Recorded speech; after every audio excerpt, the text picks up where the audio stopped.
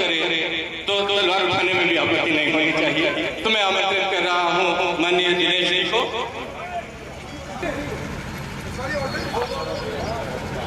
श्री दिनेश जी, सोमेश्वर सिंह जी, पुजन जी, सत्येंद्र जी, तेजवीर सिंह जी, अनिल सिसोदिया जी सम्मान करते हुए जी।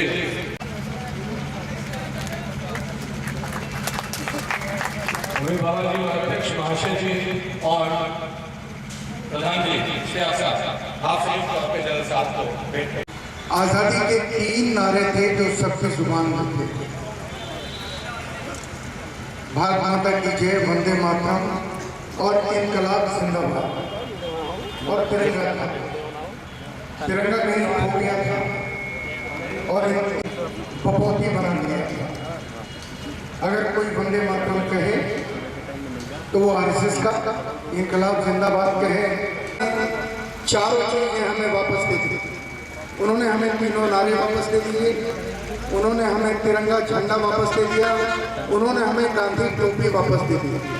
मेरे की इस धरती पर, क्रांति की धरती पर आप सब जो लोग यहाँ उपस्थित हैं, मैं इस मामले में आपको बहुत सौभाग्यशाली मानूंगा कि आप अन्ना जी का साक्षात दर्शन कर रहे हैं और अन्ना जी की कही हुई बात सीधे सुने।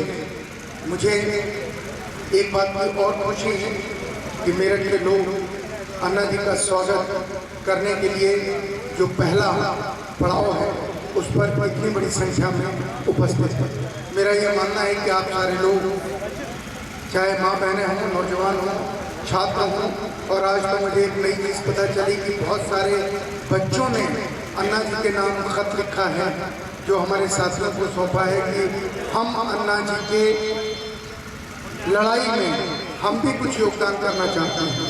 अगर 8 साल, 10 साल, 12 साल के बच्चे के मन में ये जज्बा आ जाए कि किस तरह हमारे माँ बाप परेशान हैं, किस तरह हमारे भाई बहन परेशान हैं जिंदगी को लेकर, सवालों को लेकर के, तो इसका मतलब है कि बीमारी हद से ज़्यादा गुजर गई।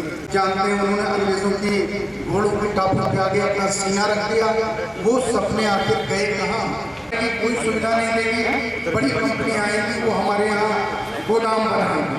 अगर खरीदना है बाजार खरीदेगा, सरकार नहीं खरीदेगी। शुरुआत पंजाब की सरजमीन जलियांवाला बाग के उन शहीदों की मिट्टी को श्री अन्ना हजारे ने माथे से लगाकर नमन किया और शपथ ली कि जब तक जान है इस देश के लिए है और जिस दिन मरना होगा इस देश के लिए मर जाना होगा। आज पंजाब और हरियाणा होता हुआ पश्चिमी उत्तर प्रदेश के कई ऐसे जिलों से गुजरता हुआ आज आपकी नगर में ये कारवां पहुंचा। ये कारवां आपका ये मुहिम, आपकी ये आंदोलन, आपका ये मोमेंट, आपका ये लड़ाई, आपकी ये दूसरी आज़ादी का ऐलान, ये आपकी तरफ से आपके लिए।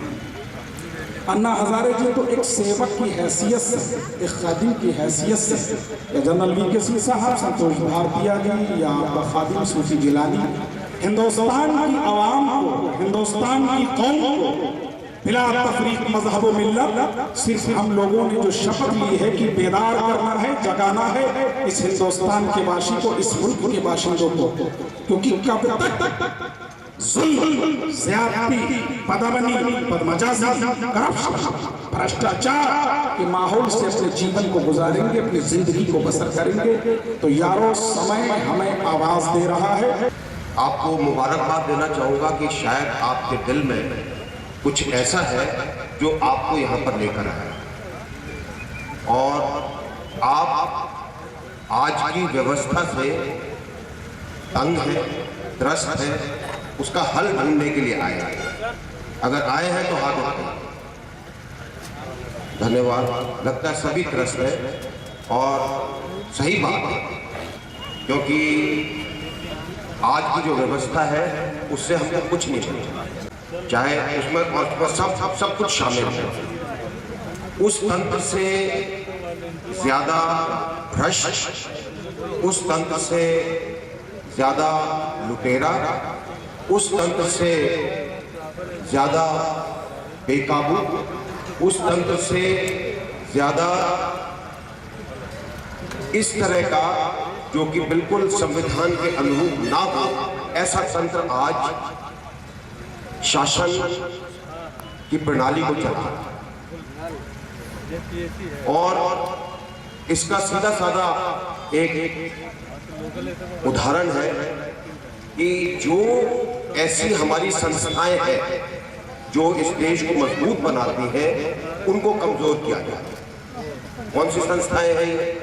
आपका CAG, जिसने इतने सारे घोटाले निकाले, जो देश की रक्षा करती हैं, और जब सब कुछ देश के अंदर गड़बड़ा जाता है तो देश के अंदर भी जनता की मदद करता है। इन संस्थाओं के ऊपर भी आज वार है। और आप किसी भी वार्ता को, किसी भी चर्चा को, किसी भी अखबार को अगर उठा के देखें तो इन लोगों के ऊपर कुछ न कुछ आज का तंत्र वार है। वहाँ की धूल अपने सर पर लगाई और हम लोगों ने प्रतिज्ञा की कि जब तक जिएंगे समाज और देश के भलाई के लिए, और मरेंगे समाज और देश के लिए। ऐसे तो मैं तो अपने जीवन में 26 साल की उम्र में यह तय किया था मेरे देश और देश की जनता की सेवा में लगे, और आज 75 साल की उम्र हो गई, वही विचार मेरे कायम है। गाँव में मेरा घर है, 40 साल हो गए घर में गया नहीं। 3 भाई है, वो भाई के बच्चों का नाम क्या है पता नहीं। करोड़ रुपए की योजना अपना ही, कोई बैंक बैलेंस नहीं। मंदिर में रहता है, एक सोने का बिस्तर है, खाने का प्लेट है, कुछ रखा नहीं जीवन में। ये इतना आसान नहीं है। ये मंत्री क्यों घर गए? ये लड़े में 75 साल की उम्र में इतना भी दाग नहीं लगने दिया, इतना ही दाग। इसके कारण इन गुंडों से लड़ रहा हूँ। अगर दाग होता ना, इन लोगों ने तोड़ मोड़ देना था। मेरा कहने का मतलब है कि अभी जनरल साहब ने जो बताया, हम लोग बाहर पड़े हैं, एक नया भारत बनाना है, भट्टा के ऊपर के भारत बनाना है, कैसे बनाना है? उसके लिए 2-3 बातें यार हम लोग सोचना है। एक तो 1857 में आज़ादी की लड़ाई शुरू हो गई थी और 1947 में हमें आज़ादी मिली। 1942 में गांधी जी ने पूरे देशवासियों को नारा दिया, करेंगे मरेंगे। 90 साल में लाखों लोगों ने कुर्बानी की हमारे देश में, लाखों। भगत सिंह, सुखदेव, राजगुरु जैसे लाखों लोग, उन्होंने हमारे लिए कुर्बानी की। आज 66 साल बीत गए आज़ादी के। अंग्रेज गया इस देश से, 66 साल बीतने के बाद भी आज हम सबको ये महसूस हो रहा, आज़ादी मिली, लेकिन किसको मिली आज़ादी? क्या मिली आज़ादी? भ्रष्टाचार तो कम नहीं हुई, गुंडागर्दी कम नहीं हुई, लूट कम नहीं हुई, दहशतवाद कम नहीं हुआ। तो हुआ क्या अंग्रेज जाकर? सिर्फ गोरे गए और काले आ गए। किसको मिली आज़ादी? क्या मिली? इसलिए ये आज़ादी की दूसरी लड़ाई हमें लड़नी चाहिए। इस आज़ादी की दूसरी लड़ाई ये लड़ने क्या करना इसमें? जनरल साहब ने बताया, जनतंत्र यात्रा। हमारे देश में जनतंत्र कब आ गया? 26 जनवरी 1950। सरकारी तिजोरी उनकी है, सब जनता उसका नियोजन नहीं कर सकती, इसलिए हम प्रतिनिधि लोकतंत्र स्वीकार करें और राज्य के लिए भेज रहा हूँ MLA साहब। हम मालिक हो गए, देश का मालिक है। आप हमारे सेवक बनकर जाइए, हमारे सेवक बनकर जाइए, हमारे चीजों का नियोजन करिए।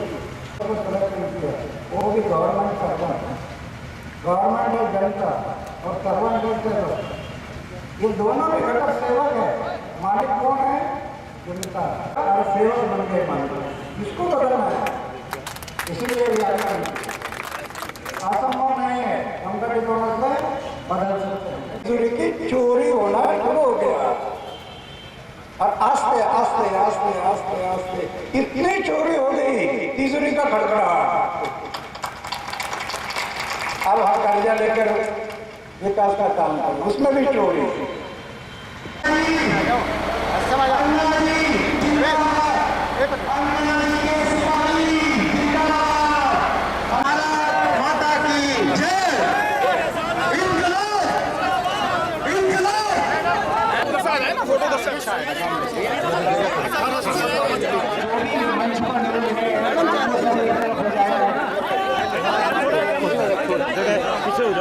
वहाँ से सुनाई दे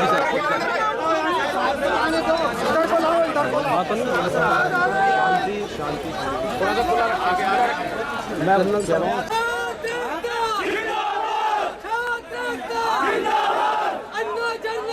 चला,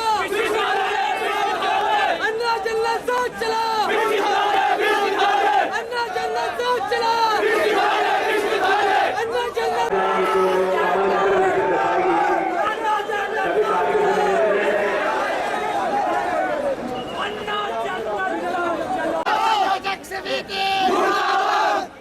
अन्ना जन्नत साथ चलो, अन्ना जन्नत साथ चलो,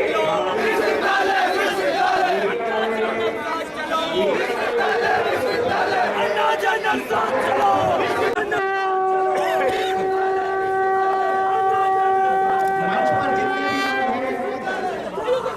देखिए कार्यक्रम शुरू होगा।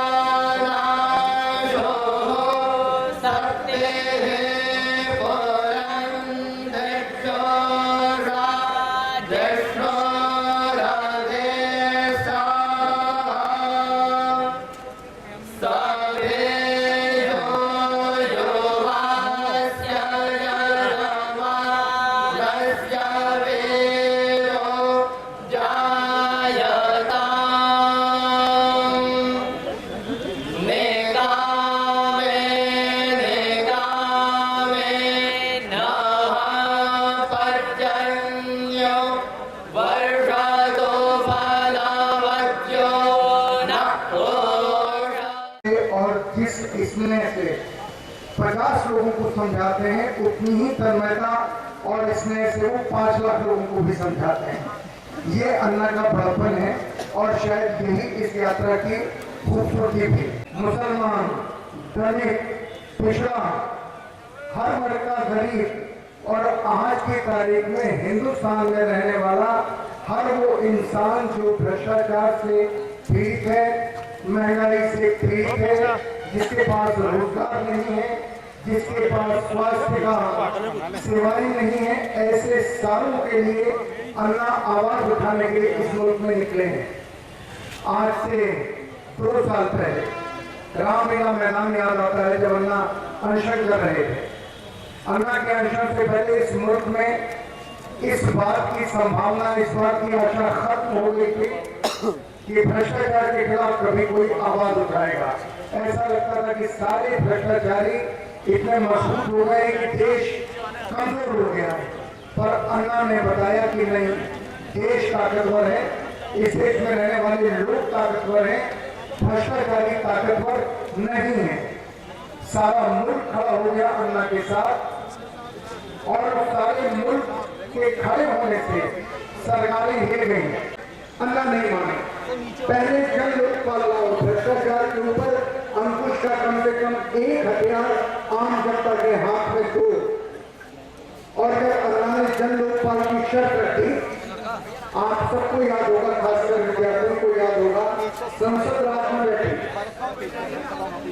सुषमा स्वराज, मुलायम सिंह, मायावती, जितने नाम लोकसभा के सदस्य थे, लालू यादव, शरद यादव, सब उस लोकसभा में मौजूद थे और इन सबने एक स्वर से प्रस्ताव पास किया, हम जन लोकपाल लाएंगे, सशक्त जन लोकपाल लाएंगे। अन्ना ने ये मानते कि हमारे 120 करोड़ लोगों का प्रतिनिधित्व करने वाली संसद 120 करोड़ लोगों का वामपंथी नेता जैसे लोग मौजूद हो, वो थोड़े बोलेंगे। उनको याद क्यों देगी कि जन लोकपाल का सशक्त जन लोकपाल का भ्रष्टाचार के खिलाफ लड़ने का कोई वायदा किया था। अब अन्ना दोबारा निकल पड़े लोगों को धन्यवाद देने 2011 के लिए। हरगिज़ वो सबसे बड़ा संत हो नहीं सकता, वो सबसे बड़ा साधु हो नहीं सकता, वो सबसे बड़ा सूफी हो नहीं सकता, वो सबसे बड़ा गुरु ग्रंथ का मानने वाला गुरु हो नहीं सकता, वो सबसे बड़ा पादरी हो नहीं सकता। हरगिज़ ईश्वर का भक्त अल्लाह का बंदा वो हो ही नहीं सकता जिसके मन में आम जनता की सेवा की भावना न हो। ऊंचे बैठकों से कुछ नहीं होता है, खुद जमीन पर बैठे साथ को ऊंचे पर बिठाए, वो सबसे बड़ा सत्य होता है। मैं साथ दूंगा उस मां को जिस मां की कोख से जन्मा ये संत जिसका नाम अल्लाह हलाए, जमीन पर बैठा है मगर आसमान पर हिंदुस्तान को बिठाने की कोशिश कर रहा है। छाती जिसका ये नाम पैदा हुआ और हिंदुस्तान वासियों की सेवा करने के लिए पूरे देश के दौरे और भावों को मिला था। आपकी तारीख में अगर कोई चक्र है तो अल्लाह हजारे है, शंकराचार्य है तो अल्लाह हजारे है, साधु है सबसे बड़ा तो अल्लाह हजारे है, संत है सबसे बड़ा तो अल्लाह हजारे है, सूफी है सबसे बड़ा तो अल्लाह हजारे है। कर्म रखने से कुछ नहीं होता, मन रखना जरूरी है। जो मेरा रंग बन गया तो क्या हुआ, मन को तेरा बना है। आज अजमेर की धरती को, अजमेर की दरगाह को, अजमेर की खानकाह को, अजमेर की बारगाह को अगर सूफी छोड़कर चला है तो अल्लाह हजारे की दिशा और दशा को देखकर चला है कि अब सूफी को जरूरत नहीं है कि खानकाह में बैठा रहे, किसी साधु और संत को जरूरत नहीं है कि मंदिर और मठ में बैठा रहे, किसी पागल को जरूरत नहीं है कि गिरजा में बैठा रहे, किसी गुरु ग्रंथी को जरूरत नहीं है कि वो गुरुद्वारे में बैठा रहे।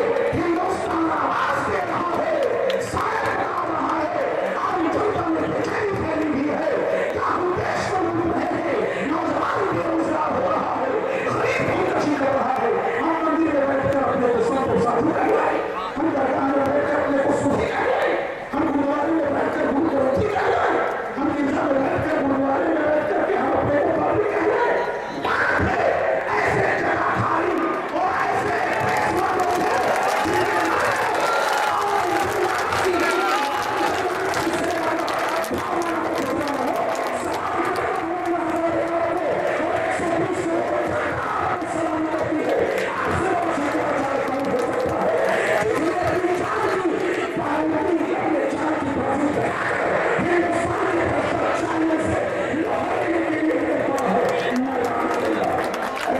की जो व्यवस्था है वो इतनी ज्यादा भ्रष्टाचारी है, इतनी ज्यादा व्यभिचारी है, इतनी ज्यादा कष्टदायक है, इतनी ज्यादा लुटेरी है कि शायद भारत के पूरे इतिहास में ऐसा कभी नहीं। और अगर ऐसा हाल है तो हमको जनता को कुछ करना पड़ेगा। और क्यों करना पड़ेगा? क्योंकि देश का संविधान जनता के द्वारा स्थापित हुआ है। देश का संविधान कहता है हम लोग, हम जनता, we the people give to our country. हमने संविधान दिया है अपने देश को, और अगर वो संविधान जो कि इस देश को एक कल्याणकारी राज्य मानता है, वो संविधान जो सबको, सब समुदायों को, सब वर्गों को, सब धर्मों को, सब गरीबों को, सब अमीरों को, सब वंचितों को एक तरह की दृष्टि से देखता है, एक निगाह से देखता है, सबको समान लाभ दिलाने का वायदा करता है। अगर पिछले 65 सालों में उस पर कोई कार्रवाई नहीं हुई तो ऐसे तंत्र को उखाड़ फेंकना इस जनता के हाथ में।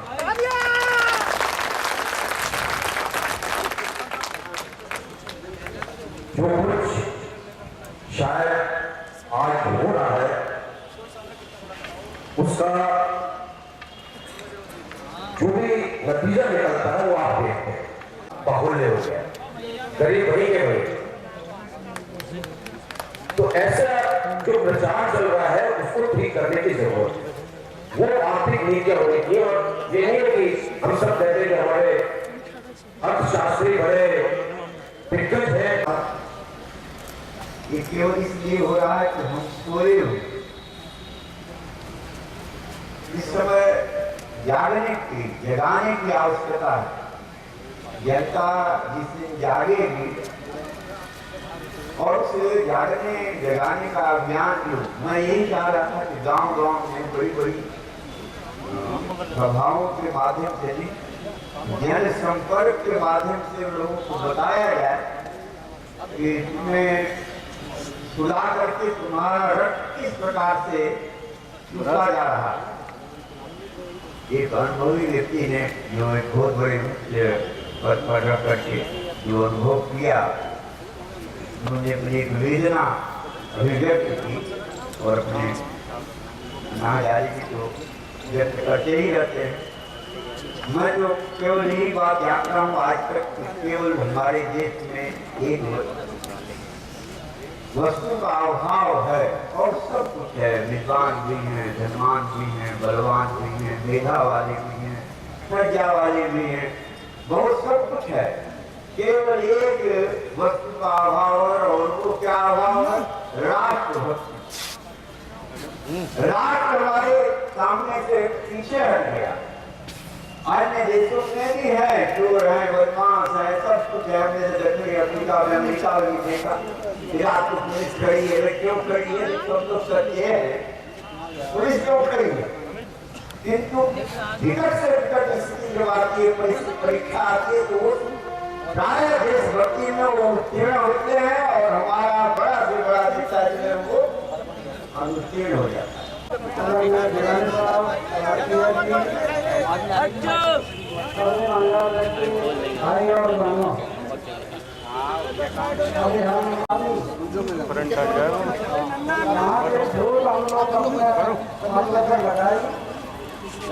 और ये प्रतिज्ञा की है, जब तक जिएंगे समाज और देश के भलाई के लिए, और जिस दिन मरेंगे समाज और देश।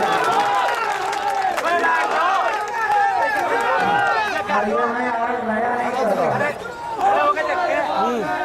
36 साल की उम्र थी, ये पहले जेल में जाना पड़ेगा, सिर्फ विजय बोलकर नहीं होगा।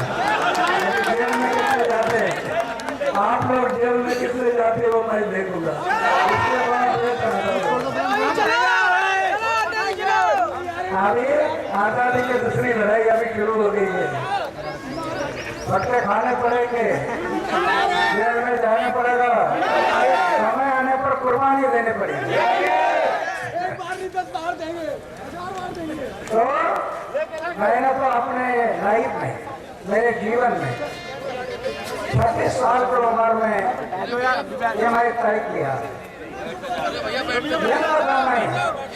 आप जैसे युवक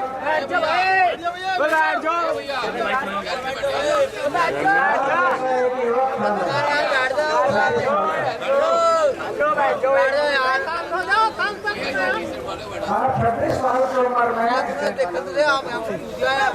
मैं अपने जीवन का ध्येय बनाया और उसी ने सोचा हार्ट अटैक आकर लोग मरते हैं, हार्ट अटैक, ऐसे हार्ट अटैक आकर मृत्यु आना, इसके बजाय समाज और देश को भलाई के लिए मृत्यु आ गया तो मेरा सौभाग्य होगा। 40 साल में अपने घर में गया नहीं, कितने युवकों की तैयारी है अपने घर में नहीं जाने की?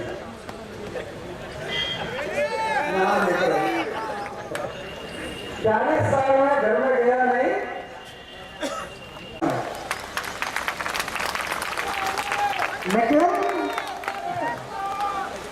लेकिन 6 कैबिनेट मंत्री का विकेट लिया अकेला, 6 मंत्री चले गए करप्टेड लोग। ये चारित्र से आता है, चारित्र। अन्ना हजारे जिंदाबाद। भाइयों आप लोग से निवेदन है, आप लोग अनुशासन को दिखाते हुए अन्ना हजारे जिंदाबाद, अन्ना हजारे जिंदाबाद। शांति पूर्वक उनके बात सुने प्लीज, शांति से। हेलो, शांति शांति भैया, शांति प्लीज, शांति। माता की भारत माता की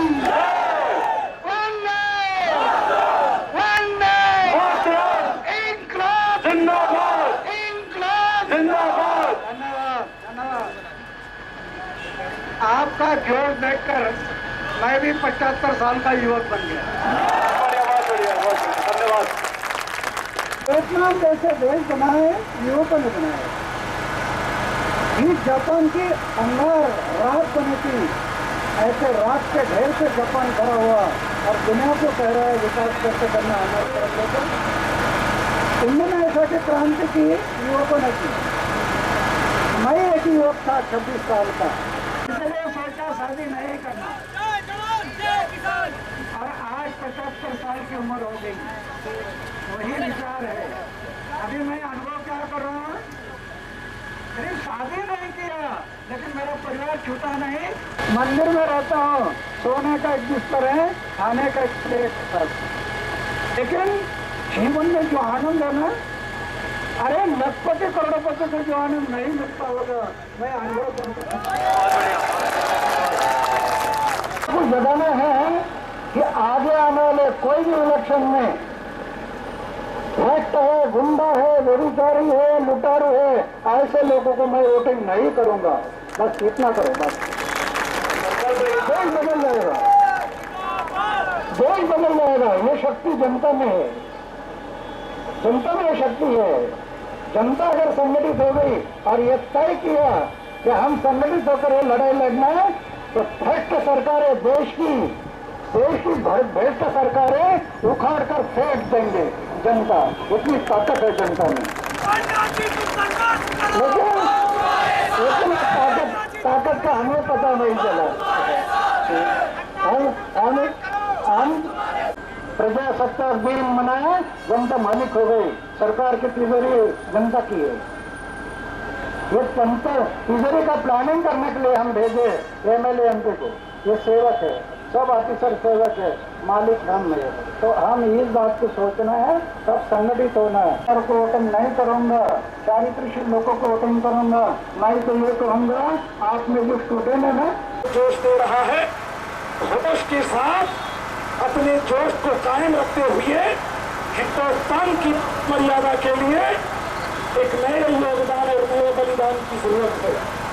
आज मुल्क के अंदर जो करप्शन, भ्रष्टाचार, जो बदअमनी बदनजमी हुई है, उसके खात्मे के लिए हम लोगों ने हड़प किया है। आज इस चीज को कायम और कायम रखते हुए आगे बढ़ करके हमें और आपको इसमें भागीदार होना है। युवा शक्ति, देखिए युवा शक्ति ही देश का भविष्य आप सब है। और अगर आप चाहते हैं कि देश का भविष्य और आपका भविष्य बने, तो ये आपकी लड़ाई है, हमारी नहीं है, आपकी लड़ाई है, ये याद करके चलिए। तो इस लड़ाई में युवा को आगे आना है और ये मैं आपसे एक छोटा सा आह्वान करता हूँ, आप आगे आएंगे तो बाकी लोग आपके साथ चलेंगे। तो जो आप अपने युवा शक्ति का, छात्र शक्ति का नारा लगाते हैं, मैं सब छात्रों को, सब युवाओं को एक छोटी सी चीज कहता हूँ, ये देश युवा देश है, ये बदलेगा जब आप देश को बदलेंगे।